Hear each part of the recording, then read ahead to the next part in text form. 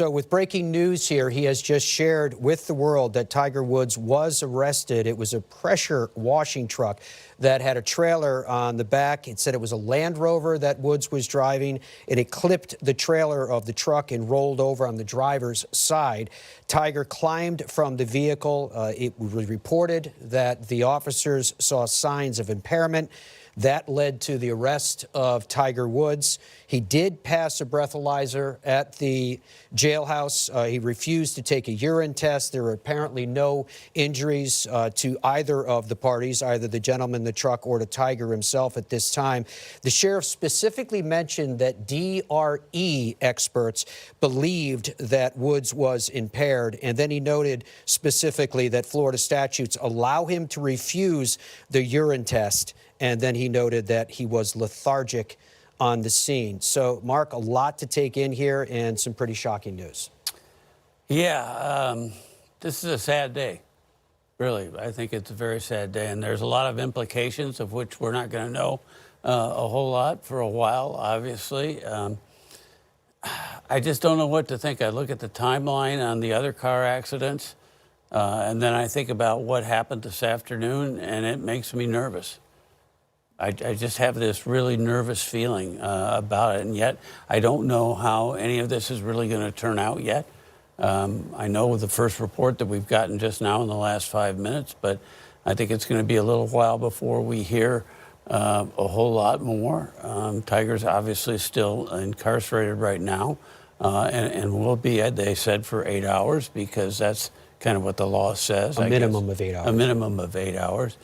But it's just, I don't know. The whole thing makes me very sad. What do you mean by being nervous? What's your emotions there?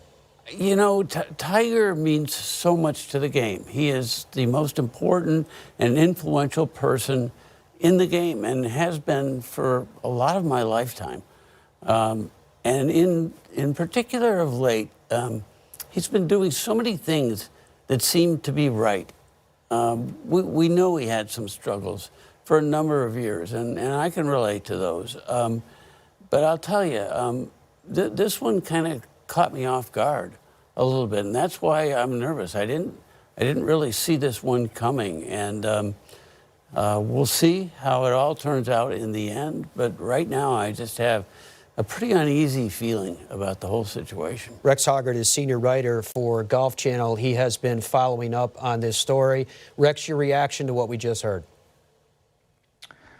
I think Rolf makes a really good point just now. We've looked at what he has done really over the last few months. I mean, competitively, he actually played competitive golf this week at TGL. He didn't hit a lot of shots, and it was only a 10-hole match, but we saw him hit meaningful shots for the first time since the 2024 Open Championship. I was doing some reporting earlier today about him signing up to play the U.S. Senior Open. Now, it was just sort of a placeholder, according to the officials I spoke with, but that was optimistic. The idea that he wanted to play in the U.S. Senior Open Championship, that's important. And then, of course, we're having the ongoing conversation about if we were going to see him at the Masters in just 2 weeks. To turn it then and to come back to this is pretty shocking. And I have covered a lot of these. I've been in this chair, unfortunately, numerous times when it comes to Tiger Woods and the car crash in the car crash in Los Angeles just a few years ago. That, of course, was harrowing. You look at what could have happened to him. It was multiple surgeries just to repair his right leg, and he is still on the road to recovery from that. You look at the DUI. You look at the crash that happened in Jupiter before that. All of those things felt like they were behind him. He had been so engaged with the PGA Tour. He was part of the Future Competitions Committee. We continue to have conversations about him being the next Ryder Cup captain. So I think Rolf hits it on the head. The idea that it seems as if he had left that part of his life behind him, and he was really focused on so many different things, so many meaningful things when it comes to the game of golf. This is pretty shocking. Sheriff John Budenseek was very matter-of-fact with the information that he gave, apparently sticking only, Rex, to facts themselves. What about Tiger Woods? Given the legend of who Tiger is, not only in the world of golf, but in the world of sport and beyond, how significant a hit to his reputation could something like this be? I think it's very significant, and let's be honest, he has been through numerous significant hits in his career, and when it comes to his personal life, when it comes to things that happen off the golf course. But time and time again, you look at what he does on the golf course, I'll go to Tuesday night. And it was an indoor match in TGL, and I don't think the interest has ever been higher with that team trying to play for a championship and Tiger Woods coming back from injury. I think that's a perfect example of what he could do. I did a story late last year as he was turning 50 years old and talked to so many players and people in the game about his potential impact on what he could do for the PGA Tour champions. The comparison was he could do for the PGA Tour champions what he did for the PGA Tour all of those years ago in the late 90s. He could really just turn that tour into something much, much bigger than it actually is right now. He is still the engine that moves the game, but every time something like this happens, we get alerts. I was actually with some friends having lunch when I heard about this. It's going to be something that we're going to talk about now for the oncoming events. I will point out, and you pointed out this out correctly, the idea that the sheriff for Martin County was very professional about it. And it was a very similar scene when I was in Los Angeles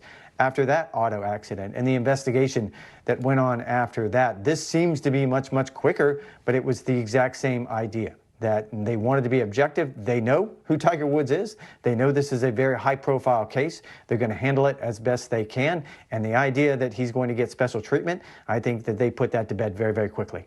Rex, Sheriff Budenseek was asked about the special treatment, which you said they put to bed very, very quickly, noting, and I'm paraphrasing, that Florida statute allows him to refuse the urine test, but he will suffer the consequences. It may be too early to ask you this question, but do we have any sense of what those consequences are when you refuse the test after officers have attested that they thought you were impaired? This is probably a bad testament to me, Matt, but I was just texting with a DUI lawyer who I know and is a bit of an expert on this front. I've never needed this lawyer, to be clear. However, they brought up the point that Tiger Woods does have the right to refuse this test, and that it seems to me the sheriff has followed the letter of the law to the T. And this is sort of the process going forward is there will be a litigation process. This isn't the end of the story. We'll hear more about this in the future. There'll be more facts. Tiger Woods will get his chance to tell his side of the story. But right now, the sheriff followed the law. And the law says that if you refuse the urine test, that he is going to be in lockup for 8 hours. I will say that it was interesting that the sheriff pointed out that they're not going to put him in general population. They're not going to put him in jeopardy of being hurt or being exposed because of who he is as a celebrity. However, he's following the letter of the law. Rex, thank you very much. I'm sure it's going to be a very, very busy next few hours and days for you. Mark, thank you very much for your time as well.